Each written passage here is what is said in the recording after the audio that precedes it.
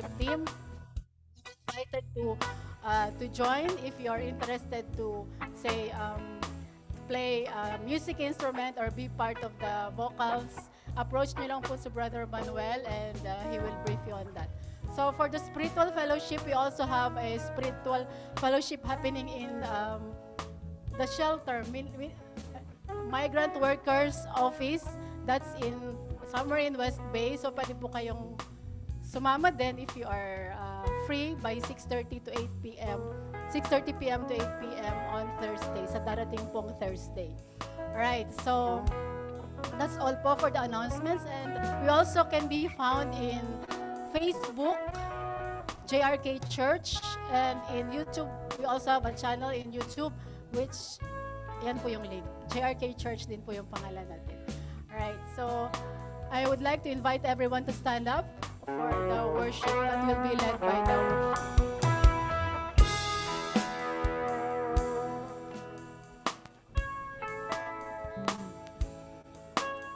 Shalom, brothers and sisters in Christ.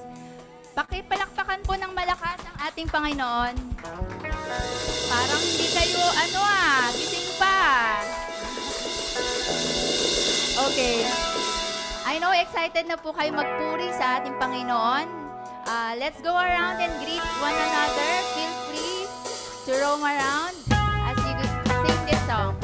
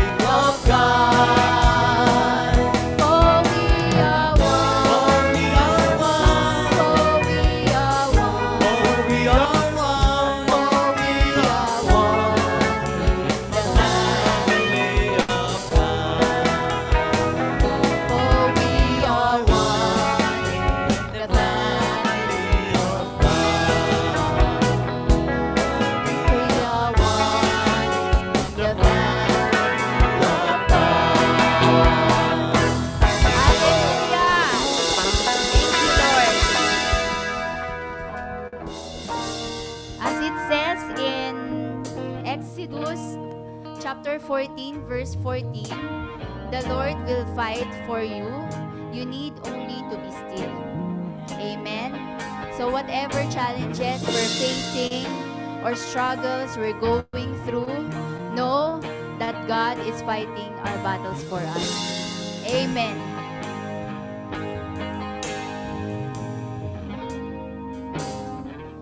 When all I see is the battle, you see my victory. Let's clap our hands. When all I see is the mountain, you see a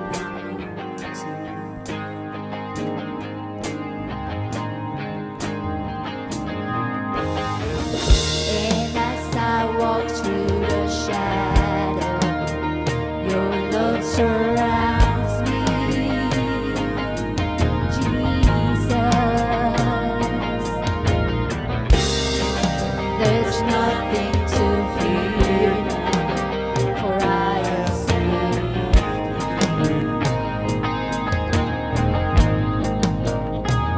So when I fight on my knees with my hands lifted high. Oh God, the battle belongs to you, and every fear I lay at your feet.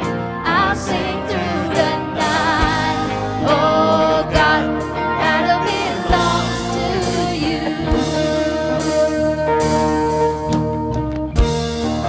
And if you are for me, who can be against me? Oh Jesus, oh, for Jesus there's nothing impossible.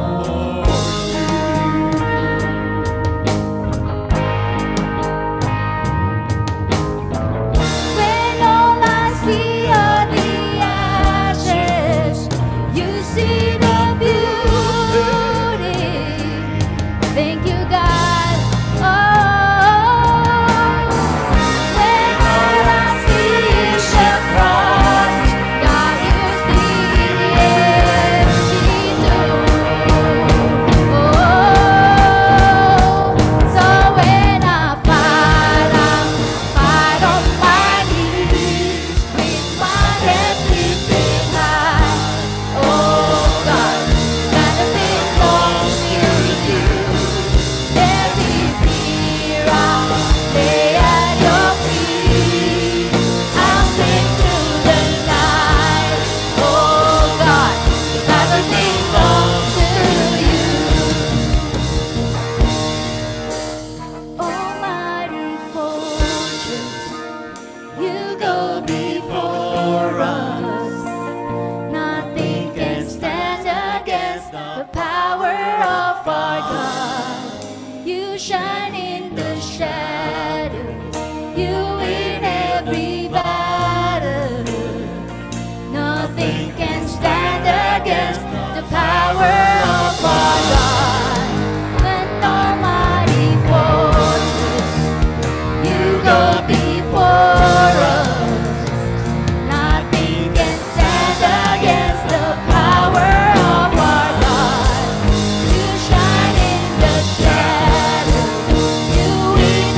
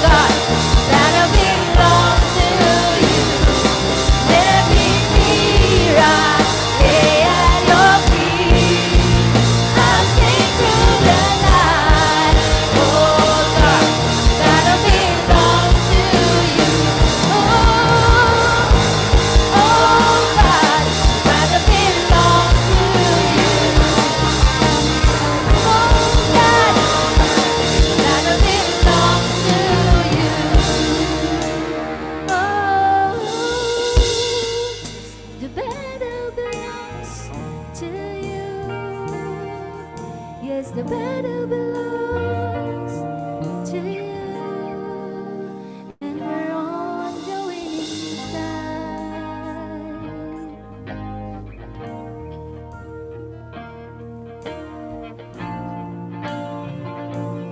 Hallelujah to you. So when I fight, I'll fight on my knees with my hands lifted high. Oh God, the battle belongs to you, and every fear I lay at your feet. I'll sing through the night. Oh God, the battle belongs to you. Oh God, the battle belongs to you.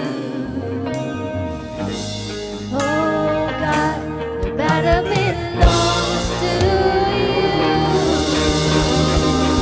Thank you, Jesus, oh Lord God, for you are for us, oh Lord, and you are fighting our battles. We will be still, oh God. Hallelujah.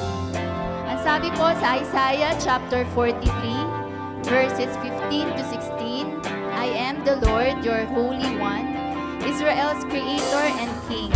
I am the Lord who opened a way through the waters, making a dry path through the sea. Amen. Thank you, Lord God, for making a way for us, O Lord God.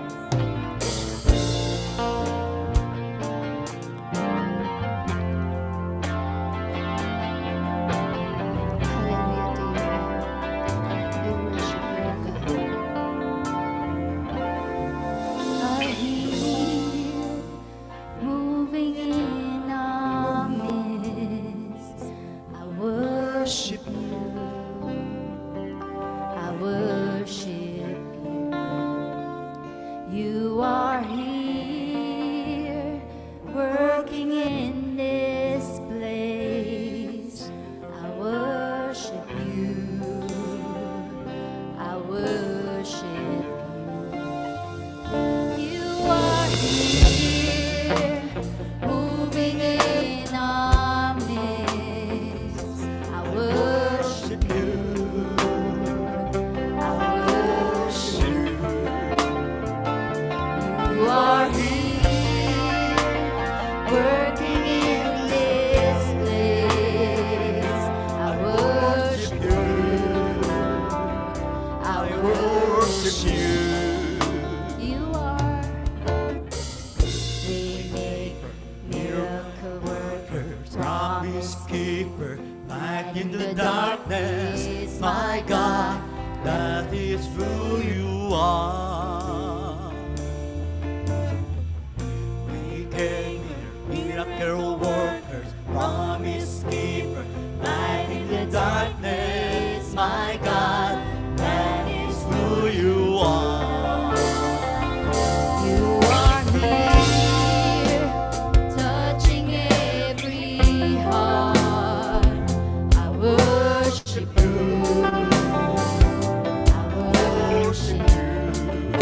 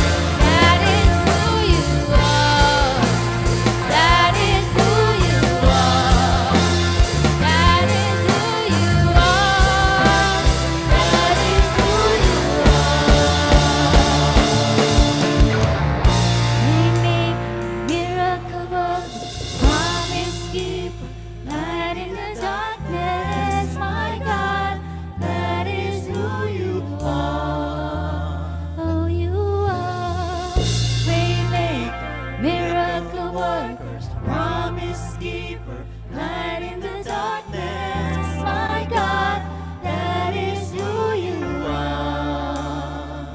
Hallelujah to you, O Father God. We worship you, O Lord God. Thank you for making a way, even if it seems no way, O God. You're the God of impossible, and you will carry us through every season of our lives, O God. Hallelujah to you. We worship you, glorify your name.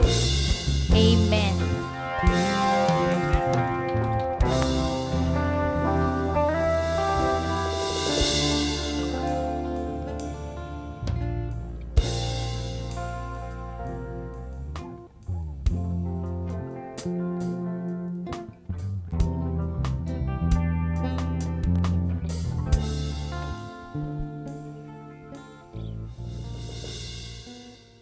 Grace and peace. I thank God for today, and I thank the church for giving me this opportunity. We'll take our tithe and offering verse from Luke chapter 6, verse 38. It says, "Give, and it will be given to you. A good measure, pressed down, shaken together, and running over, will be poured into your lap. For with the measure you use, it will be measured to you." Amen. As I took this scripture, a song just came into mind through the Holy Spirit. And I would love to sing it. And I pray that it will be a blessing to everyone. Holy Spirit. I know a God whose mercy full and kind, faithful and gracious. I'm the apple of his eyes, the thought that fills his heart every morning, noon, and night. He loved me when I didn't care, and was patient till I came, didn't turn my life around. Look how it turned my life around, made me a shining star, his glory to reveal. I will worship him forever, love him forever, because this God is too good. Oh, I will worship him forever, love him forever, because this God is too good. Oh, don't look too far to see how good he is. Just look at me. He took me from the miry clay, set my feet upon the rock. I'm standing in his righteousness. Oh, he took away my sin and shame, gave me a plan away, his beloved and be redeemed. Look how it turned my life around, made me a shining star, his glory to reveal. I will worship him forever, love him forever, because this God is too good. Oh, I will worship him forever, love him forever, because this God is too good. Oh, I will worship him forever, love him forever, because this God is too good. Oh, hallelujah. Please, shall we rise and let's stretch our hands towards our offering. King of kings and Lord of lords, Elohim El Shaddai Adonai is your name. Father, we give you all praise and we give you adoration. Father, into your hands we commit our offering, Father, my God. This is your word unto us, Father, that in good measure, Father, you shall gather and you shall press. And Father, it shall be shaken together And Father, it shall run over. Father, in the name of Jesus, I declare this upon your children, Father. Upon this seed, let your word be a confirmation in Jesus' name. That, Father, as they set out, Father, my God, whatever they are doing, whatever they find themselves doing, whenever they call upon you, wherever they step, Father, let this word today on in Luke 6:38 confirm in the name of Jesus. Let their blessing run over in multiple in the name of Jesus. Let them walk in fruitfulness. Let them walk in enlargement. Let them walk in increase. That whatever they do, they shall see your glory in Jesus' mighty name. Father, it is well with them and it is well with their soul. Father, some people didn't have to give. Father, you are God that gives. You are a Roy that sees. Father, see them. Whatever reason that they were not able to give, Father, as they live here, Father, let your favor locate them. Let the door open for an impact in the name of Jesus. I speak forth your light upon your children, Father. Let this week be a blessing unto them and a blessing unto their family. In Jesus' mighty name I pray. Amen.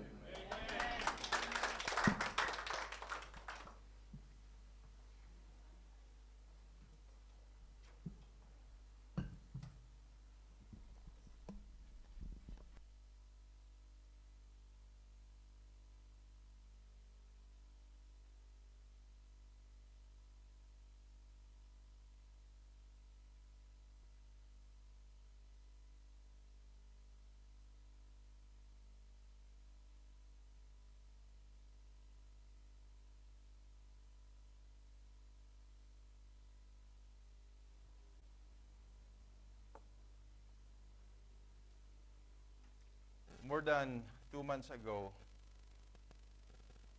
I hit my thumb against a hard object.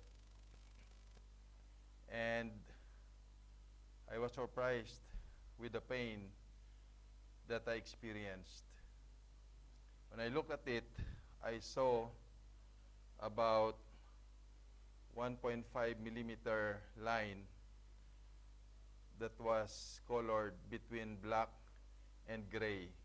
So I do not know how can I define it between black and gray. And when I held it this way, I felt the pain.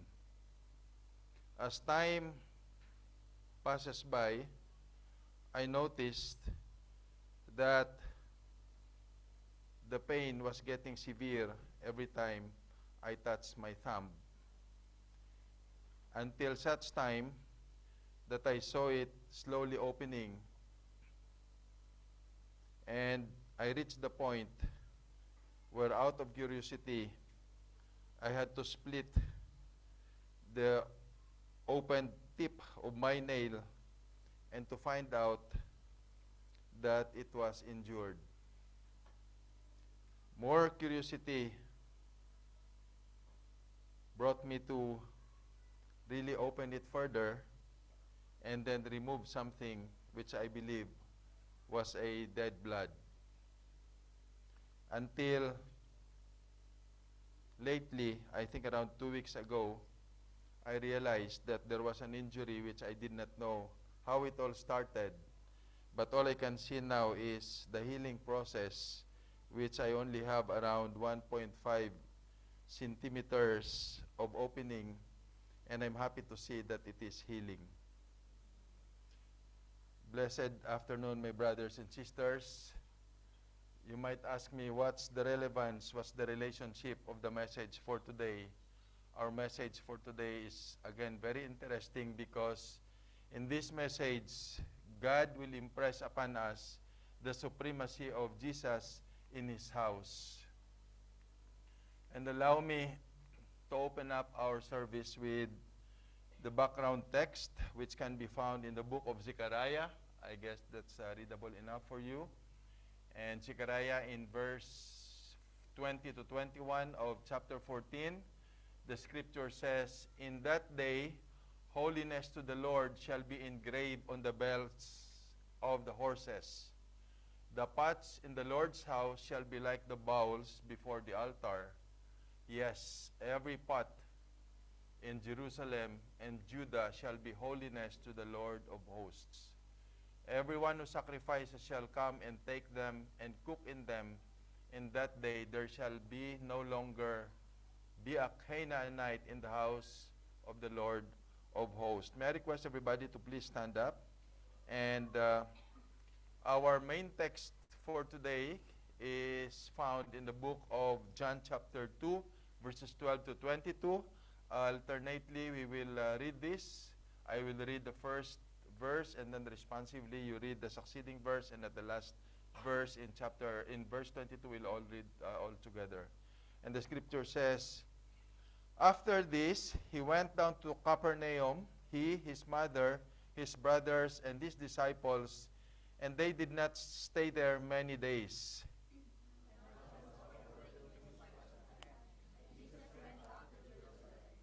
And he found in the temple those who sold oxen and sheep and doves, and the money changers doing business.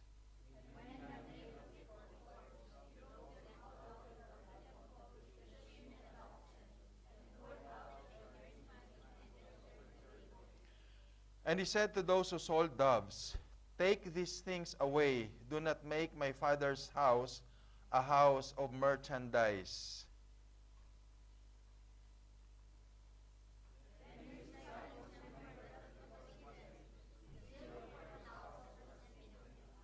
So the Jews answered and said to him, 'What sign do you show to us, since you do these things?'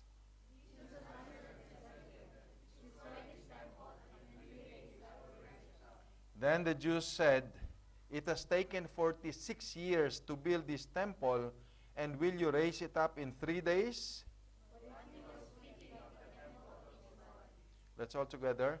Therefore, when he had risen from the dead, his disciples remembered that he has said this to them, and they believed the scripture and the word which Jesus has said." Let us pray.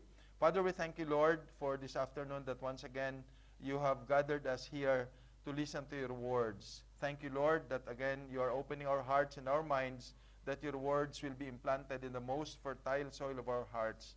Father, whatever you will impress upon us today through this message, Lord, we pray that we'll be able to live with them, and until the next time that you will impress upon us a new words.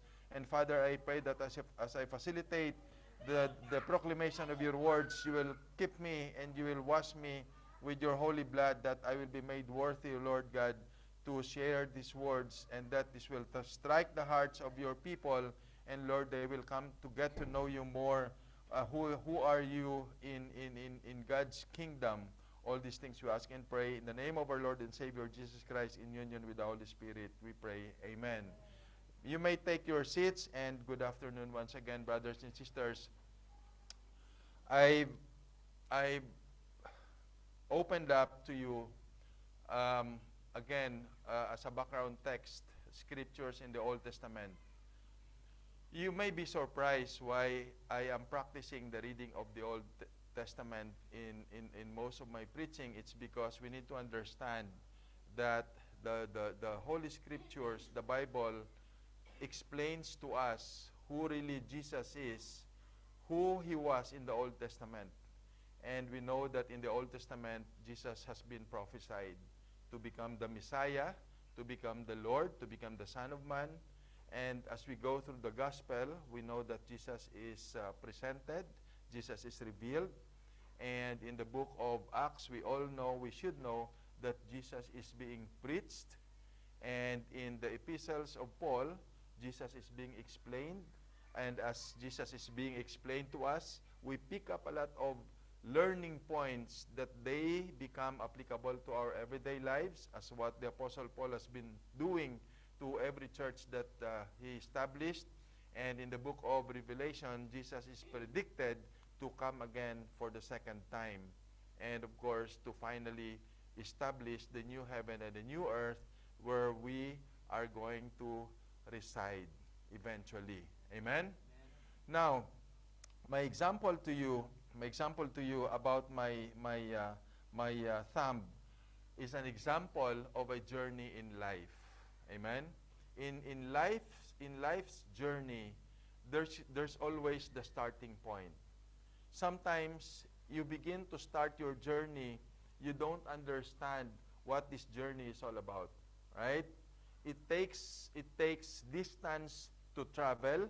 It takes loads to carry with us. And along the journey of our lives, there will be some challenges, there will be some trials that sometimes will cause us pain. But not unless we experience those pain, only then we get to realize and we get to understand the purpose of our journey. Amen? We take some people with us, sometimes invisibly, sometimes people would accompany us. Just like when we left our country for the first time, the entire barangay would wanted to come with us to the airport. Amen? And then especially in your first vacation, the entire town would want to meet you at the airport. Amen? And on your first day of your vacation, it seems like there will be a festival in your place. On the second day, during that festival, the people would slowly diminish, and until the time that people would ask you, when are you going back to the place where you came from? Amen? In life's journey, in our message for today, we're going to look at what Jesus would want to tell us about his journey, because we all know that his first miracle performed was the turning of water into wine. Amen? Jesus left Cana. And as he left Cana, he journeyed from Cana to Capernaum.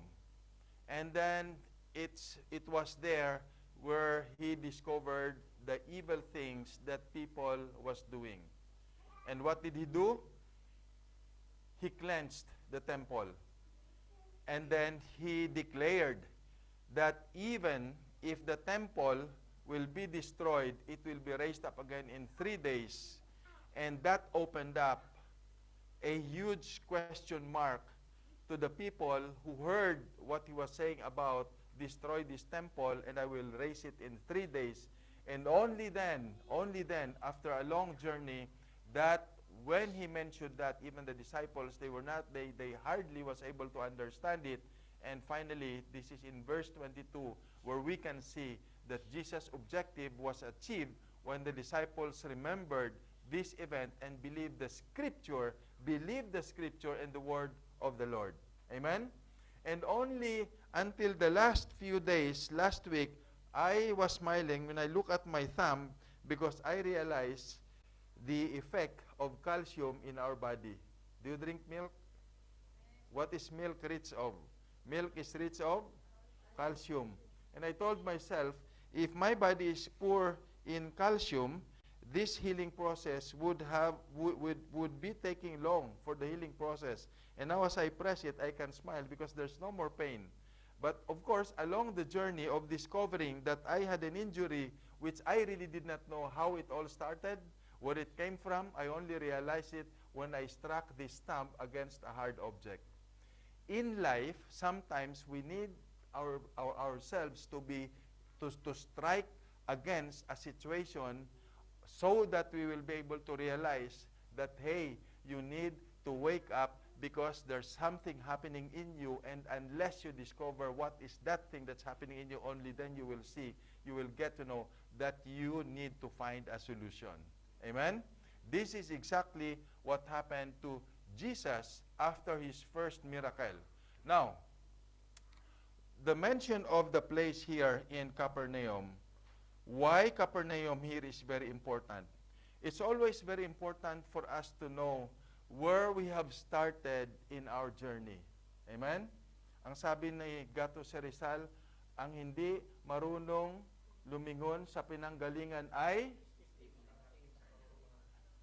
may stiff neck, hindi makakarating sa pinaroroonan. Ano pa? Ang hindi marunong lumingon sa pinanggalingan ay hindi makakaalis. Amen? If we don't know how to look back from where we've started in our time these days, it will be difficult for us to move forward. You know why? Because there will be things that we need to really leave behind. Amen? When Jesus performed his first miracle, of course, that miracle was so difficult to understand unless you're really superhuman to understand that event. how could a son of a carpenter can turn water into the best wine the guest ever tasted. Amen? So, the importance of Capernaum here, as we can see here, the distance is quite interesting to know why Capernaum was so important, because it's from here that we saw, or we slowly start to have our journey of understanding the purpose of Jesus' ministry in his last 3 years, which nobody knew, nobody understood, that start of his miracle will be the start of his last 3 years here on earth. Amen? So we can see here, the distance from Cana, from where he started to have his miracle of turning the water into wine. You look at Cana to Capernaum, the distance of this is around 26 kilometers. So don't ask me how he traveled from Cana to Capernaum, because for sure I will tell you that time there was no Uber, there was no Grab, there was no scooter. And for sure, how did they travel? They traveled by, okay? So they traveled from Cana to Capernaum by walking. And those times, they were not experiencing the temperature that we're experiencing right now. Why? Because those times, people were not yet abusive of the environment. Amen? Yes. And from Capernaum, we will see that he's going to travel down to Jerusalem. The travel to Jerusalem is about 136 kilometers. Yes. It's quite far. And if we are to find out how long did it take for them to travel, of course, we know it's going to be days, because scholarly literature says that the Passover will take place somewhere around end of March, which is considered as the spring. And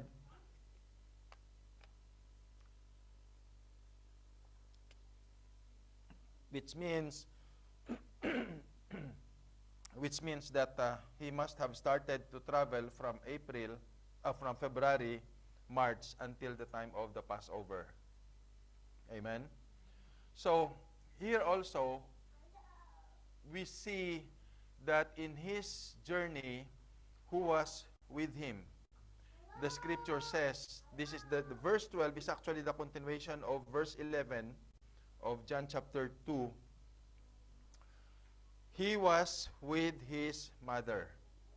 The mention here of the word mother was actually the last time that Mary was addressed to be the mother of Jesus. Why was this?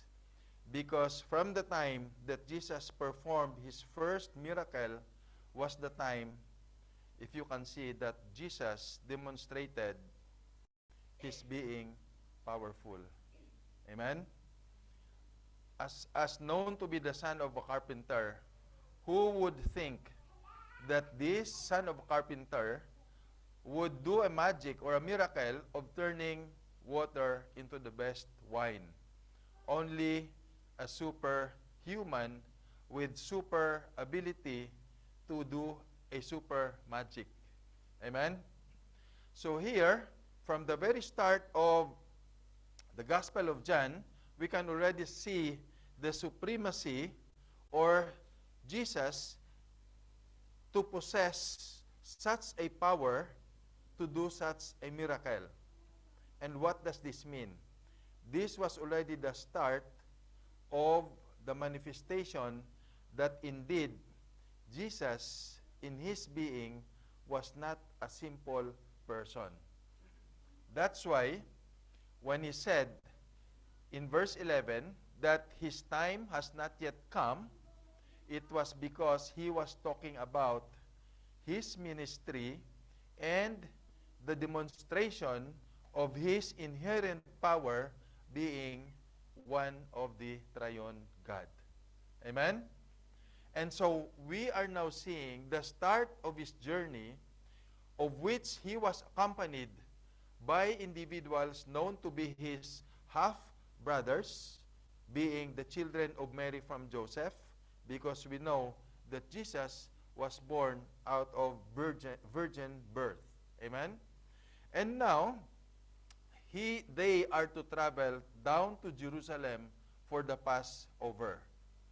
Now, the place where they have left, Capernaum, initially, this was the starting place of Jesus' ministry. Why of so many places? From Cana to Capernaum, where in fact he can go back to Nazareth. It's because Jesus in Nazareth was condemned by his own people. Amen? He was despised. He was not believed to be. And this is the same thing that is also happening around us, that at times, people whom we are expecting to believe in us because of what we can afford to do, people whom we are expecting to trust us, the other way around takes place. Right? Because people's mentality is, to believe is to see. Amen? To believe is to find out what you can really do. But Jesus said, blessed are they who believe but have not seen. Amen? So, blessed are you whom people do not trust, but you have your own thing that you can do to people. Right? Especially if you are a child of God. Amen? Why? Because you know that if you are a son of God, if you are a child of God, there's no other intention for you to do but to be a servant of God, to serve people.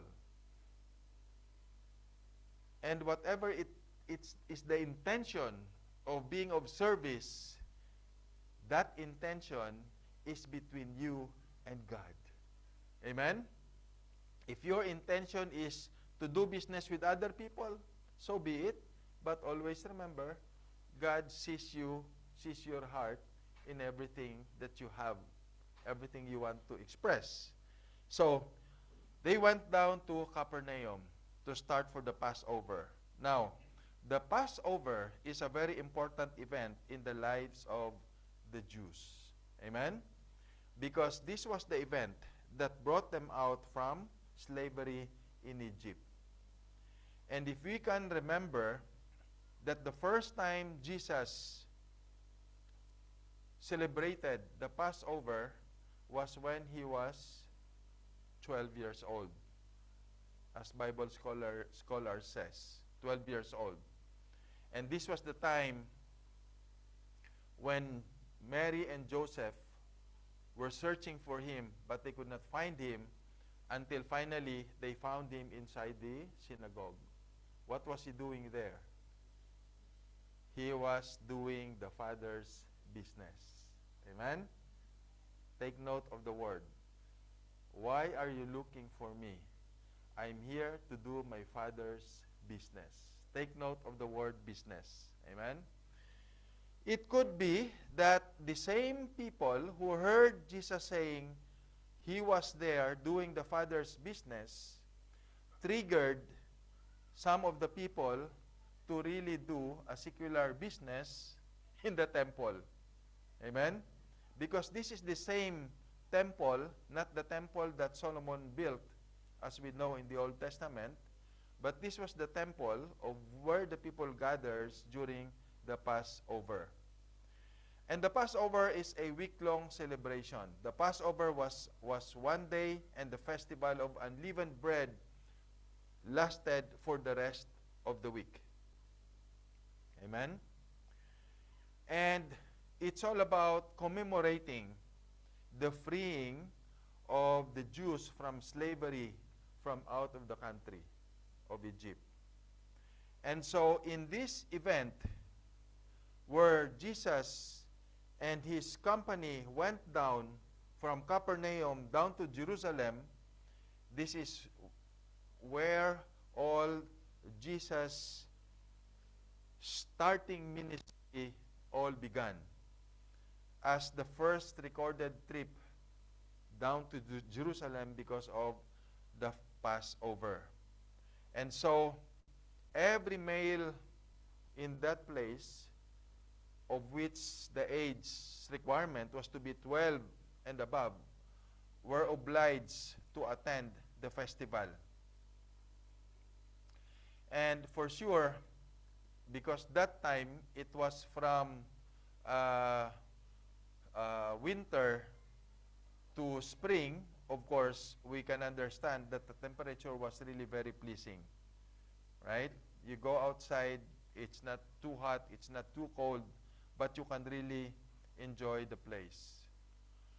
And what happened here now is this event. He went to the temple, and what did he see? He found the temple, those who were doing business. Amen? They were selling oxen and sheep and doves and the money changers. Now, if you're going to dig down into why were they selling these items, it's because of the law. There were some people who cannot afford to take with them sheep and oxen as offering. And there were some people whom were not able to really set aside the correct amount of money, and so they need money changers. Amen? And there were also doves or pigeons that, according to the Old Testament, were the birds that were selected to be offered. And so, what do we see here? From this event, we can already see that people started to live in convenience. Amen? We can already see the problem which all started in here. And do we think Jesus knew this beforehand? We are yet to discover if he knew it beforehand or not. But the fact that he found them, what was his expectation? Jesus' expectation for people to go to the temple was to worship the Father. Amen? But unfortunately, he found them to be selling items of which they were not supposed to do. Does that happen nowadays in churches, in worship halls? Yes, indeed.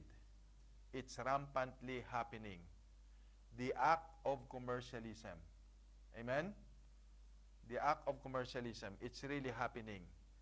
And so, if one of my preachings, I mentioned that we are standing in a holy ground, we have to remember that during the praise and worship, we want to feel God's presence as we sing those worship songs. And then after the service, we will get to sell to each other goods. It's very interesting, right?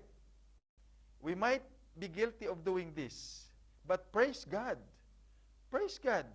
that he is teaching us that his place indeed is a holy ground.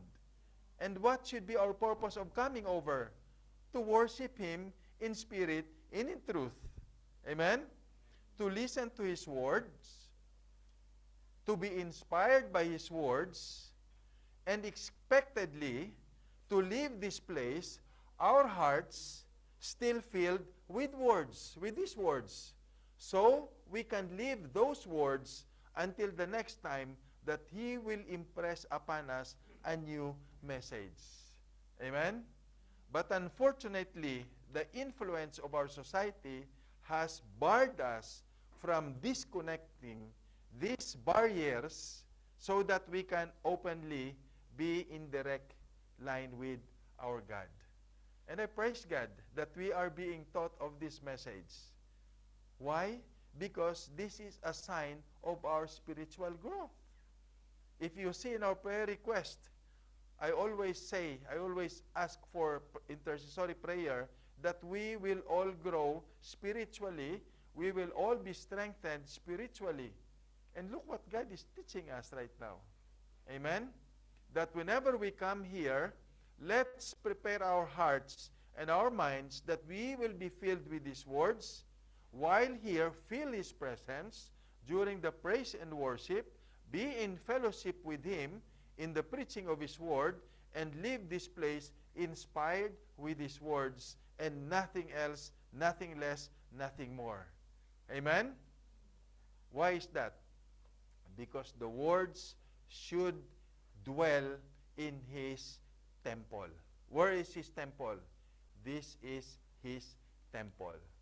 Amen? So, when He made a whip of cords, He made a whip of cords. To what? To destroy everything that were there inside the temple, so that the temple can be cleansed. Because when He was there at the age of 12, Malachi has already foretold this in Malachi 3:1, "Behold, I send my messenger, and he will prepare the way before me. And the Lord whom you seek will suddenly come to His temple." And who came to the temple? Jesus. And who is Jesus? One of the beings in the Holy Trinity. Amen?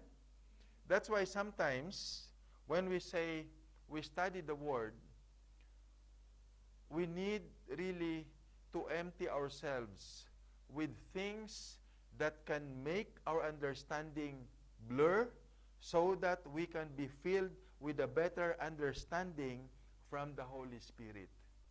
Amen? That's why when Jesus said, "Be baptized with the Holy Spirit," when you get baptized with water, you are totally immersed in water so that you can be cleansed. And we are foregoing the old leaven. We are being washed out totally so that the Holy Spirit can dwell unto us. And that's when Jesus arose from the water, there was a voice from the clouds, from the heavens, which said, "This is my Son, in whom I am well pleased. Listen to Him." Are people listening? We do not know. Maybe some of those people listened, some did not listen. Because if they all listened, they would have totally followed Him. Amen? "I will send my messenger. He will suddenly come to His temple, even the messenger of the covenant in whom you delight." Malachi said, "Behold, He is coming." And what are we waiting for? The coming of Jesus. Amen? And when will that happen? During the rapture. When He comes with the loud sound of the trumpet, and we will meet Him in mid-air.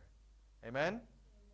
Because His next coming is that we will already be with Him as His armies for that next coming to judge the living and the dead. But of course, definitely, behold, He is coming. So, Jesus, when He reached the temple, He found these people selling these items. Of course, we can picture out how crowded it was. You know, the January 6 event in Manila, right? The Black Nazarene, as they call it. Black Nazarene. Traslacion. For those who don't know about this, in Philippines, we have an annual event. They call it religious event. By virtue of their belief, they parade an image that is colored black, whom they believe to have survived the fire way back. And they are believing that this is miraculous. and there are thousands and thousands of people who parade the streets. And before it even, there was a time that it even took them 22 hours for the parade to go back from where they all started. And with the sacrifice, a lot of people really sustained injuries, low blood sugar to the lack of food, and the environmental effect was tons and tons of garbage. And here we are claiming to be part of God's creation, but what good is it to be sacrificing our physical bodies if we will leave the environment sacrificing and it will go back to us? Amen? And so the temple was crowded during that time.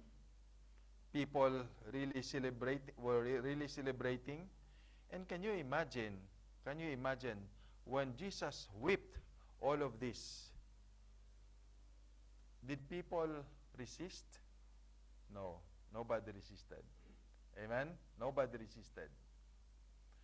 When you were called by Jesus at that particular time, when you received Him as His Savior, for sure you did not resist.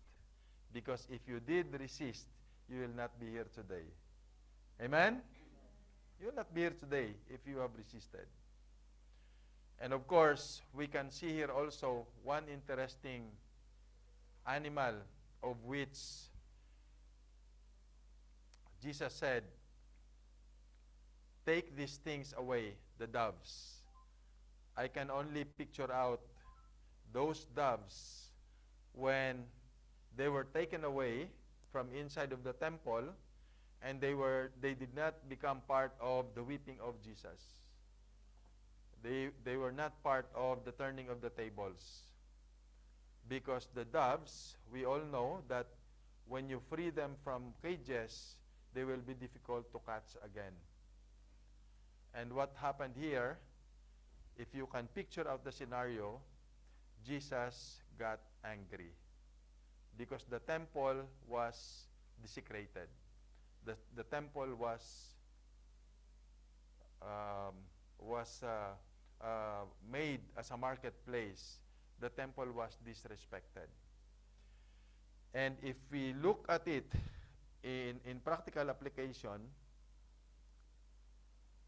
I guess you will agree with me that this is God's temple, and the way we sometimes feel the pain, it's because Jesus is whipping us. There are things that Jesus wants us to be hurt, but of course, He does not mean for us that when we get hurt, we are not able to recover. The same thing with those merchants, when they realized that indeed what Jesus was saying, to get away from the temple, to stop selling some merchandise, it's because of the disrespect to the house of God. That's the same thing that is true with us. Amen? That at times, we do things that disrespects ourselves. From our way of thinking to the way we express something in our hearts, we desecrate the temple at times. And Jesus reminds us by letting us feel the pain. Sometimes it's difficult to understand, because understanding the discipline that Jesus is doing to us is a journey. And in your journey, it should always begin with a single step. Even today, if you will ask yourself, what am I doing with this temple of God? You might say, I need some cleansing. Amen? We need some cleansing. And that's why we are always reminded that our distance with God is just a prayer away. Because that distance, no matter how heavy the load is in our shoulders, no matter how heavy, how painful it is in our hearts, when we reach out to God, it will be easy for God to cleanse them and for us to realize that indeed cleansing will work.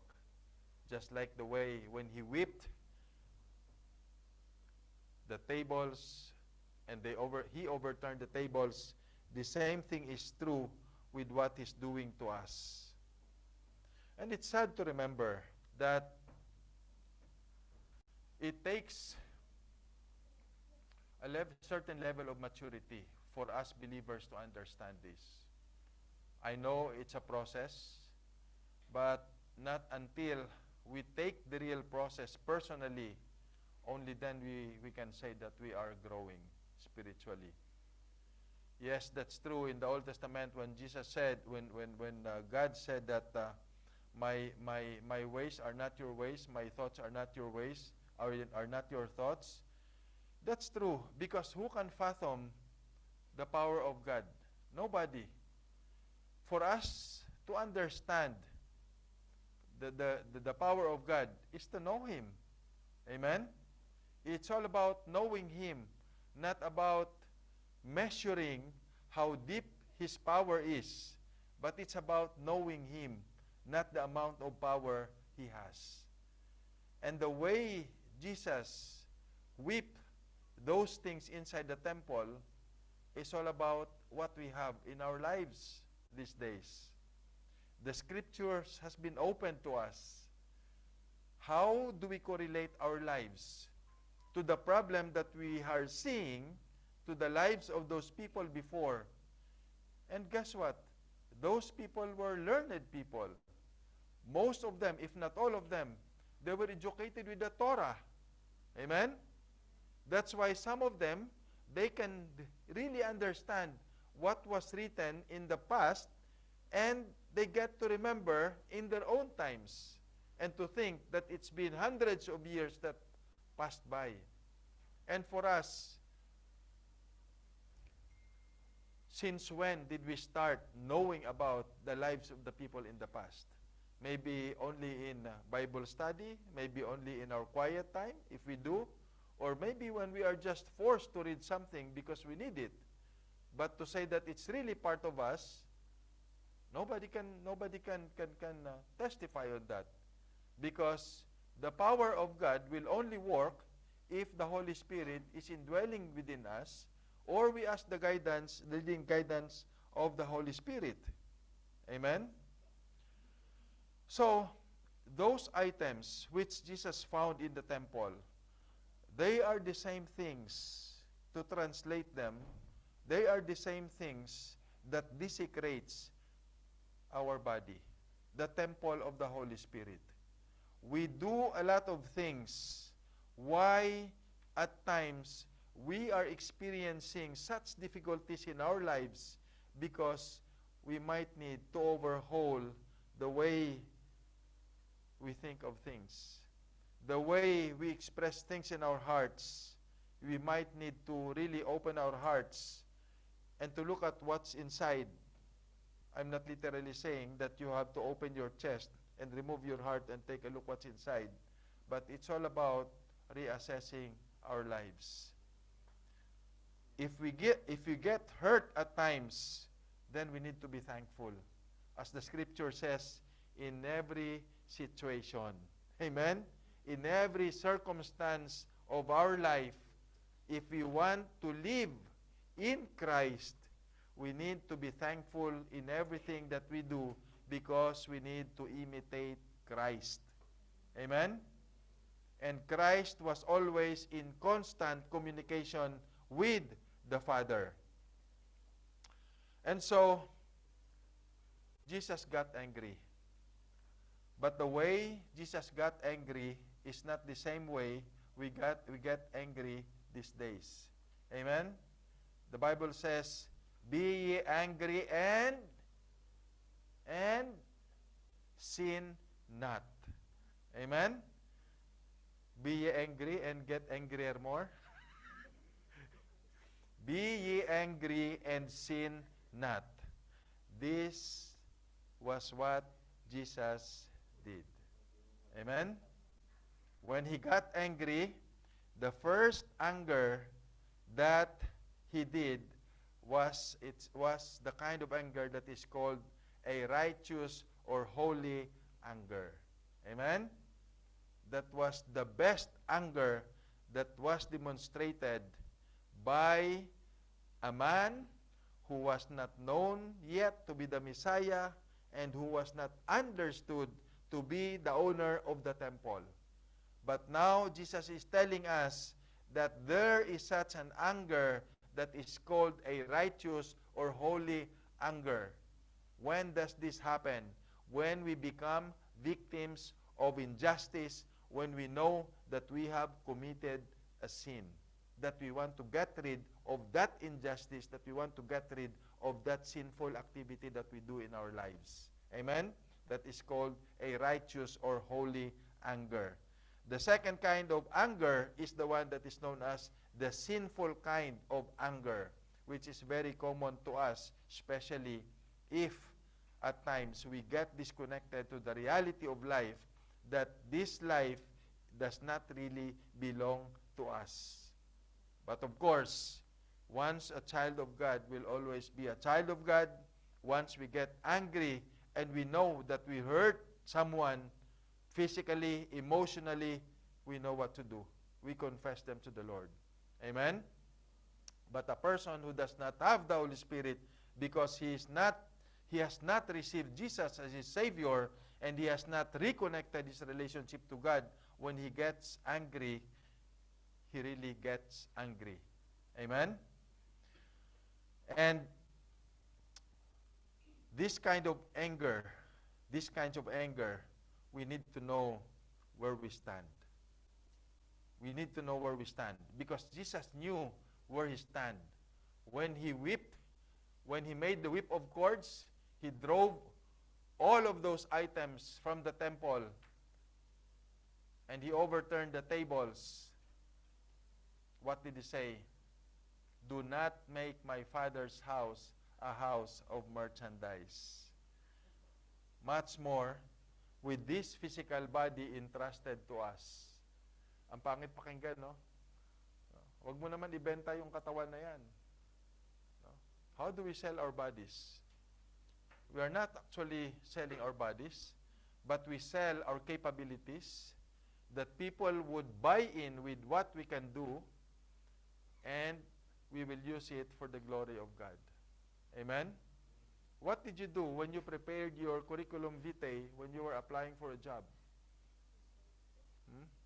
You made it much, much better than the first love letter you did to the first woman that you fall in love with. Right? But ayaw yung tumango. Liars go to hell. Amen? Especially kapag kailangan natin talaga ng trabaho. The best content.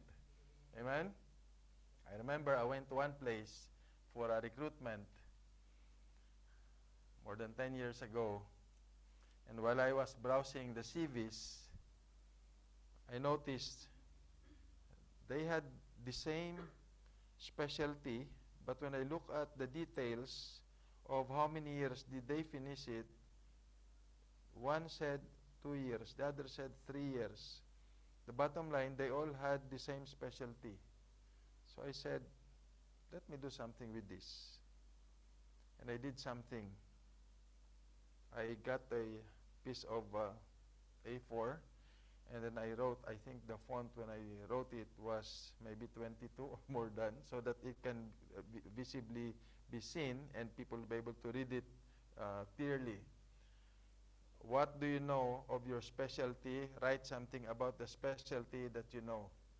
So there were around 30, 40 people outside of the room where we were conducting the interview, and after a while, the secretary of the agency went inside, entered the room, and she said, "Sir, are you ready? They're all finished with the paper, and you can continue your interview." I said, "Okay, bring someone inside." So someone was brought inside. I look at the paper. Okay, I like what he had written on that piece of paper. And then another applicant came in. After around about 6 applicants, I realized that they were all writing the same experience and the same specialty. So I started to scratch my head. What is this? And only then I realized that while someone was writing, the other one was copying what was the other one was writing. Okay? So anyway, from out of the 70 applicants, we really scrutinized those that we can really take in to be considered as qualified. We were able to bring 10 plus 2. Don't ask me what was the plus 2. I cannot explain it to you anymore. But, you know, in terms of recruitment, things do happen. Amen? What I'm trying to say, it's really, at times, it's really painful to remember that when we are at a situation where things go smoothly and mindfully, we do things that are not in accordance to the purpose of God to this temple. Amen? But God is so good that once you are connected with Him, nobody can disconnect you from Him. Amen?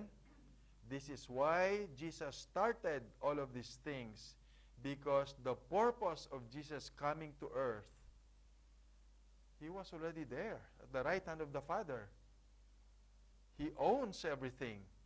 He's so powerful. He can just, in a click of His finger, He can do something to what the people were doing, and He can eradicate them. He can eliminate them. But why did He come to earth and to experience seeing this? Because God has a purpose for each and every one of us. God has already said, I regret that I created mankind. Amen? And yet, mankind's existence continued because of the word favor and because of the word translation of favor to grace, from Noah to our time these days. Amen? In fact, we are not worthy to stand in front of God's throne of grace. But because of this, amen? Because of this. And I heard someone said, every time I'm in a situation that I can't really understand, why am I in that situation? I want to get angry. I want to hate myself. I just want to put myself down and to forget everything just to be hateful with myself. I always get reminded of the cross. And I don't understand why am I being pulled to stand in front of the cross. It's because of God's grace that we may not be worthy of, but God sent His only Son, Jesus, to cleanse this temple because this temple is holy. Amen? And that's why He said, do not make my Father's house a house of merchandise. Our bodies should not be made as a commercial board that we want people to see. The people will be attracted that we become the center of attraction. Amen? Jesus did not become the center of attraction when He whipped those tables, those animals. When He shouted to those people, He did not become the center of attraction. The center of attraction was the Father's temple. Amen? That's why He said, then His disciples remembered that it was written, zeal for your house has eaten me up. And this was also the same statement when David said in Psalm 69:9, because zeal for your house has eaten me up, and the reproaches of those who reproach you have fallen on me. In Tagalog, ang malasakit ko sa iyong tahanan, matinding-matindi sa aking kalooban. Do we have malasakit for this house of God? Ba't tayong sumagot? Do we care for this house of God? Amen. We should care. Amen? We should care for the house of God. Do we care for the environment that God has created? Talaga? Totoo? You have yet to discover if you are really concerned about God's creation. Because there are so many things that we really need to correct in our everyday practice if we care for God's creation. Because our zeal for house God will be swallowed, will be devoured by what we have around us if we are not to put malasakit or to put much concern about it. Amen? Jesus gave John the Baptist to us, and we know that very well, for us to understand conversion. Amen? Conversion from what? Conversion from being dirty to be baptized, and God gave Jesus to us for us to be cleansed. Amen? And so Jesus went down to Jerusalem for the Passover. The intention was to attend the Passover, but he discovered a number of things being done inside the temple. Amen? And so Jesus did the cleansing.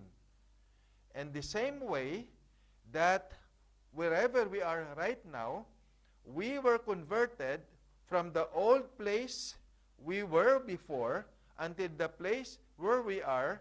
And right now, what we are hearing from the words of God is part of our cleansing, though we know that we need to be cleansed already, but yet we are to continue our journey being cleansed.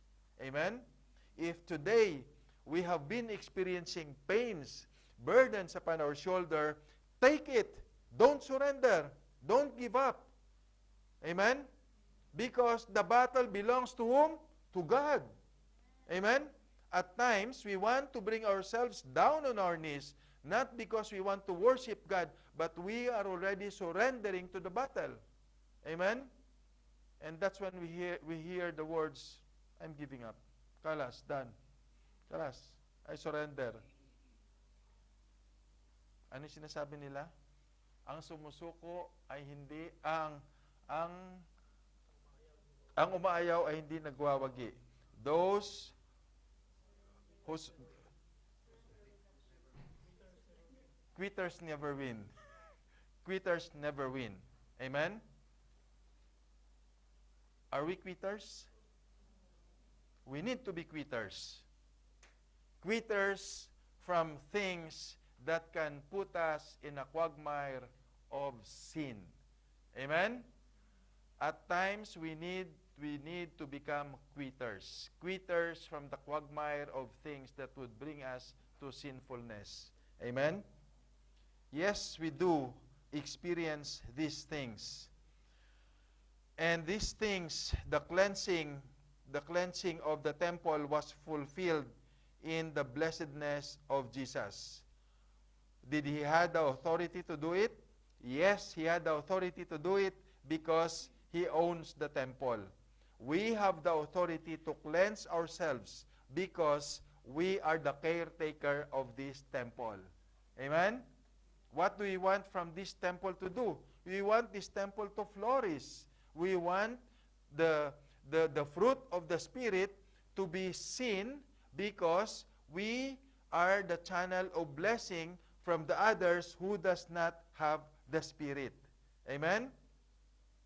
Love, joy, long-suffering, all of these things. Amen? And so if we possess this fruit, this character, people will see us, our lives will become the gospel, we are practicing lifestyle evangelism, people will be blessed from us because of God's teaching to us. We've been whipped, we've been turned, we've been cleansed. Amen? But of course, it's going to be a process. That's why Jesus in verse 19, when he said, in verse 18, when he was asked, what sign do you show to us since you do these things? People were blinded. Those who saw what Jesus was doing, they were blinded by the reality that they thought Jesus was just exercising his authority for something else, but they did not know that that was already the sign of Jesus foretelling his death on the cross. Amen? Particularly when he said in verse 19, destroy this temple, and in 3 days I will raise it up. Amen? Now here's I want to say to you. Whenever we get tempted by the prince of this world, by Shaitan, by Satan, whenever we get tempted, just confront Satan and say, Satan, okay, try to destroy this temple and I will raise it in 3 ways. What are the 3 ways? The ways of God the Father, the ways of God the Son, and the ways of the Holy Spirit. Amen? When you get confronted by Satan that this temple is about to be tempted to be destroyed, confront Satan and tell Satan, Satan will for sure back out from tempting that to be destroyed, the temple to be destroyed. Amen? Those people, they did not understand what he was talking about. And that's why they said, it has taken 46 years to build this temple and you will raise it up in 3 days? You see, from what I understand, people were struck with Jesus' words. Amen? How can you, with this temple, which was slowly built from digging to starting the foundation to erecting until the finishing, you will build it by yourself in 3 days? But what Jesus was saying was his body. Amen? His body as the temple. And so it's the same thing with us. Nowadays, our body sometimes or at times, we get destroyed by things surrounding us. And at times, we don't know how we can reinforce our structure so that we can never even be shaken by the works of the enemy. Amen? So, it has taken 46 years. And of course, in our spiritual maturity, if you are not yet established in a strong foundation of spirituality, for sure, you can easily get shaken. Amen? That's why we are always encouraged that we need to strengthen our spiritual foundation so that we can never be shaken to and fro. As the Apostle Paul told the Ephesian believers in Ephesus, that you need to be equipped with God's words, because there's a lot of doctrines around you. If you can easily be attracted, you can easily get attracted to those words, for sure your spiritual life will be shaken. Amen? And so, we really need to strengthen our spiritual life, because it may have taken us already 20 years to consider ourselves as a believer, as a Christian, but in a click of a finger, we can be shaken. Amen? But of course, when we believe that we have the Father, the Son, and the Holy Spirit, no way that we can be shaken. And so, what Jesus was telling was, this temple which was his body. Amen? The temple was his body. Yes, indeed, his body was shaken, was damaged in terms of its physical structure, but his spirit was not. Were there times in your life that your spirit was shaken? Of course. Of course. The question is, how do we prepare ourselves whenever we get shaken by the enemy? Very straightforward. The battle does not belong to us. Jesus said, vengeance is mine. Amen? The cross tells us, O death, where is your sting? O grave, where is your victory. Amen? And Jesus' holy temple has been passed on to us, and our body became the holy temple of Jesus in the presence of the Holy Spirit. Now, here's the interesting thing.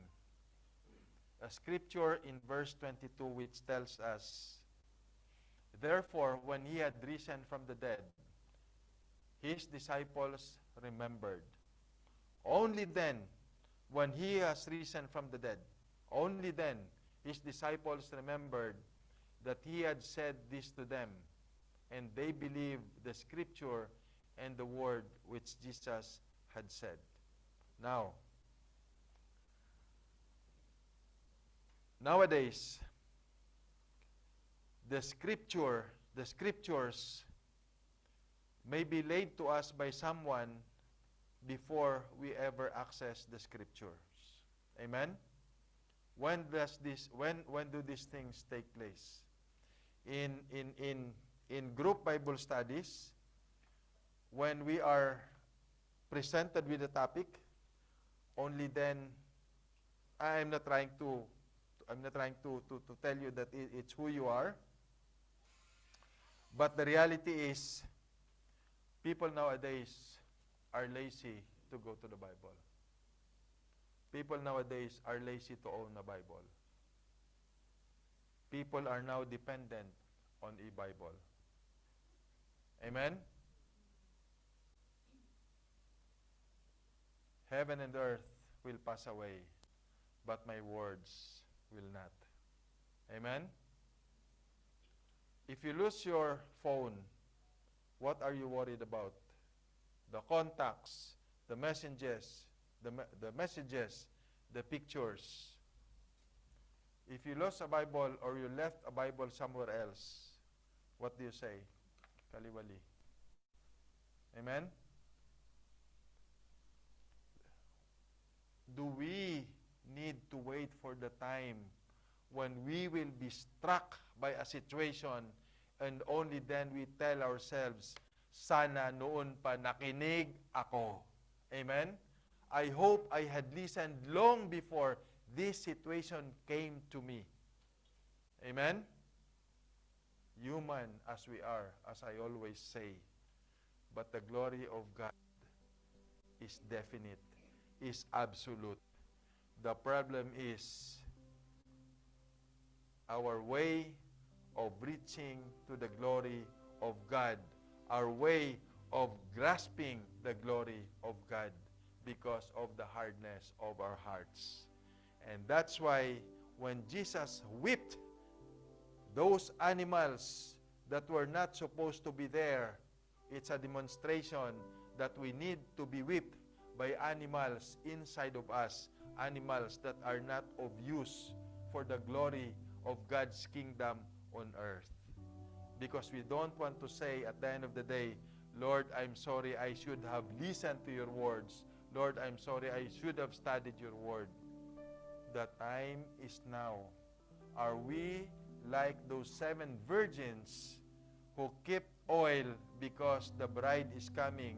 Or are we those who will ask for oil when the time that the bride has come? May I request everybody to please stand up. Our take-home message for today, very straightforward.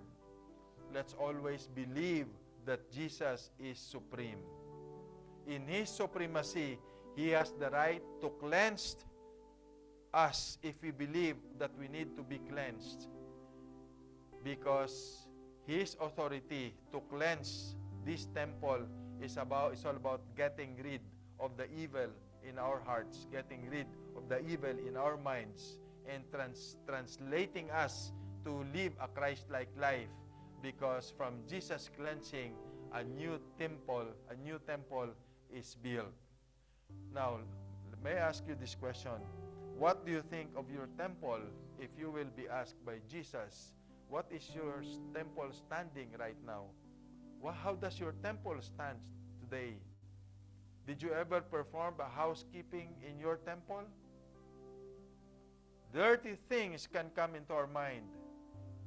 ill feelings can suddenly appear out of nowhere if our minds will be disturbed, will be steered by the prince of this world. And we can go into the quagmire of sinfulness if we are not to cleanse ourselves. Jesus is supreme. The cleansing of ourselves may take a journey, but it will always begin with a single step. And what is that single step right now? If this is your first time here in this church, or if you've been here for long, but you have not really committed yourself, the first step to cleansing yourself is to commit to Jesus. And once again, I will ask you this question. What is your commitment? What's the level of your commitment to Jesus? Maybe you need to contemplate on it. Think about it, my brother, my sister. And even those online, you can ask yourself, what is the status of my temple right now? If Jesus is saying that your body is not yours, but it is mine, I will come to claim it one day. And as Jesus has left a parable about the parable of the talent, we all know what he will do with those who did not know something about the talent.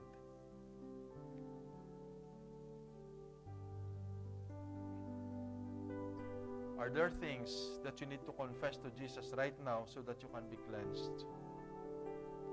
The invitation of Jesus is to come to me, to follow me. Come and see the goodness that I will give to you if you will cleanse yourself from all the things that are not acceptable in my eyes. If you have those things and you want me to pray for it, you can raise your hand. If you want to come forward to kneel and to confess to Jesus or to reaffirm your cleansing of yourself, come forward. Jesus would be happy to see you. Jesus would be happy to see you confessing all of this. Even those online, I thank you for being with us today, and I pray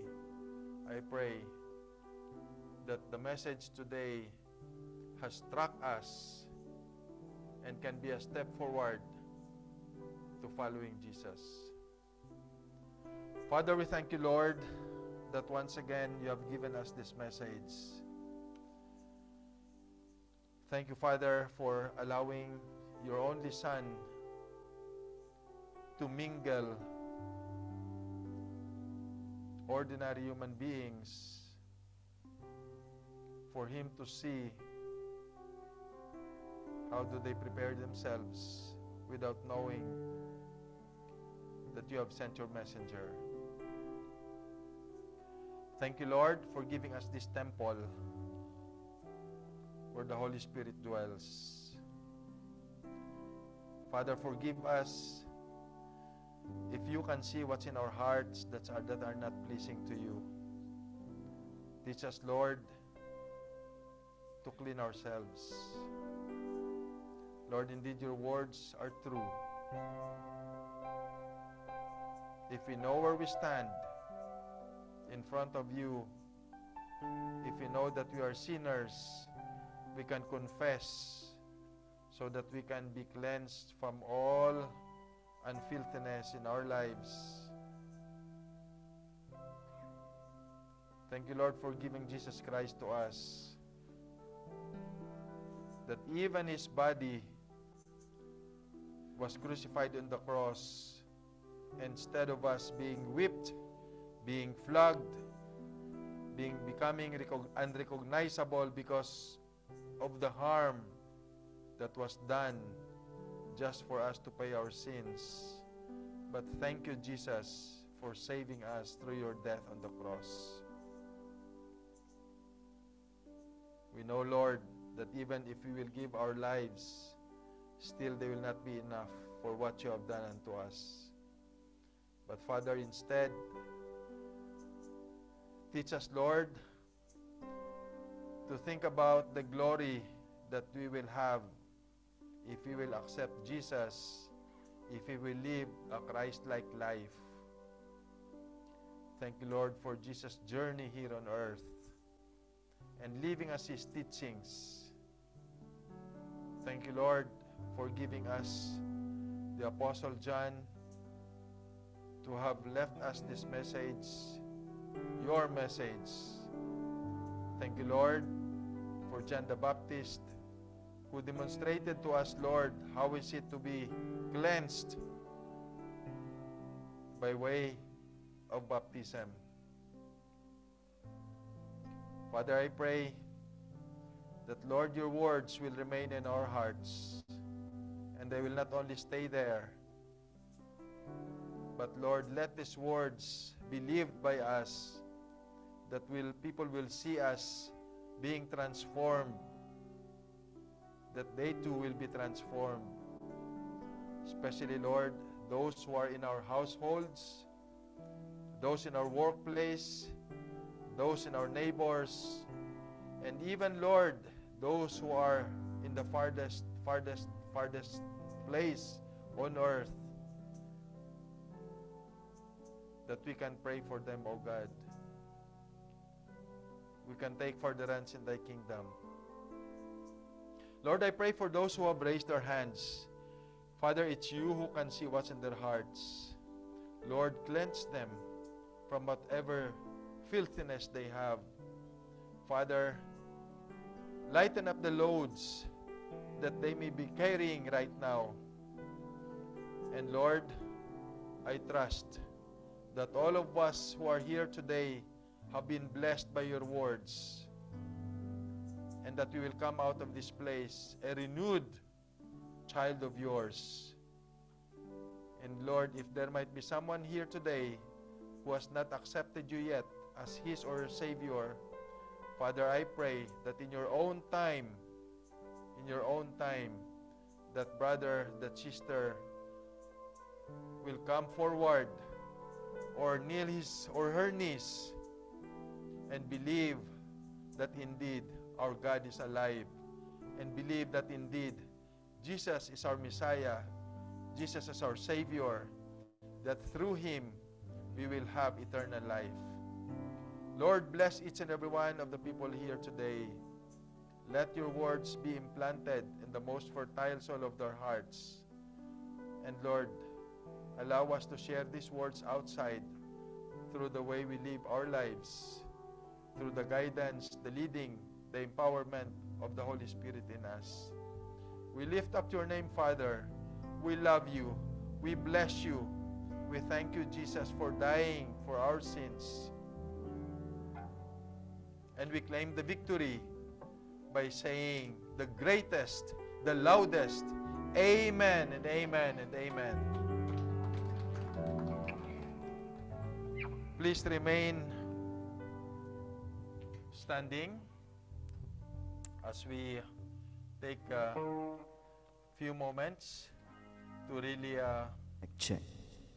have our hearts filled with the joy and the victory. Right.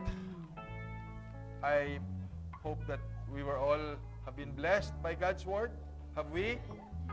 Let's come to the Lord in prayer as we close our service. Lord God, most gracious, loving Heavenly Father, once again, Lord, thank you for this day, the day that you have made. We are indeed happy. We are rejoicing that once again, we have communed with you in spirit and in truth. Thank you, Lord, for your words that have just been preached to us, that has just been proclaimed, that, Father, indeed, the power of Jesus can cleanse us from all things that are not pleasing to you, and that we can live a Christ-like life. And from today onwards, we can understand God's purpose of bringing us to this place. Father, thank you for all the people that you've been using, that we can be in this place standing before you, listen to your words, to have fellowship with your children. And Lord, even if those who are online, Lord, we might not be able to see them right now, but Lord, I thank you and we pray that you have blessed them as well through your message. Father, Lord God, once again, let these words be the nourishment of our souls, that for the coming days until you impress upon us your new message, Lord, we pray that this can reach to other people as well through the live our lives. And Lord, I pray that once again, when we leave this place later, Lord, you will fill our hearts with the love, the kind of love, Lord, that you are teaching us to do. First of all, to love you with all our hearts, with all our mind, with all our soul. And secondly, to love our neighbors or ourselves, as ourselves. And Father, help us that, Lord, wherever we may be, Lord, do not let our minds be filled with things that can distract our relationship with you. Keep them away, Lord. Keep our hearts away, Lord, from evil thoughts. Father, keep our lips away from evil words, but instead, let our minds, let our lips be filled with things. Let our words be your words, Father, that you will be glorified and that you will be preached to others. Thank you, Lord, once again for letting us be in this place of yours, a holy ground, that we are able to sing praises to you. We're able to hear your words, Father, especially, Lord, your being supreme in everything, that, Lord, you can cleanse our temple as long as we believe in you, and that, Father, we can be renewed as a new creation. And Lord, as I release your message to bless your children, brothers and sisters, let's raise our hands and receive the benediction. May the Lord bless you and keep you. May the Lord make his face shine on you and be gracious to you. May the Lord turn his face toward you and give you peace. May the love of our Lord surround you and protect you throughout the week ahead. May his light shine upon your path, guiding your steps with wisdom and purpose. May you experience his grace in every moment, and may his peace, which surpasses all understanding, guard your heart and mind. Brothers and sisters, as you leave this place, go in the confidence that you are cherished by the Creator, empowered by the Holy Spirit, and embraced by the grace of our Lord Jesus Christ. Amen and amen and amen as we sing.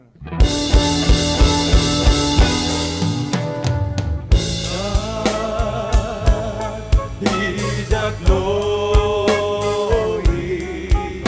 to God. Be the glory to God. Be the glory for the things He has done.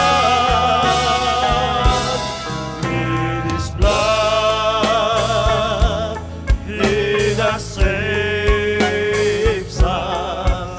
With His power, He has raised us. To God be the glory for the things He has done.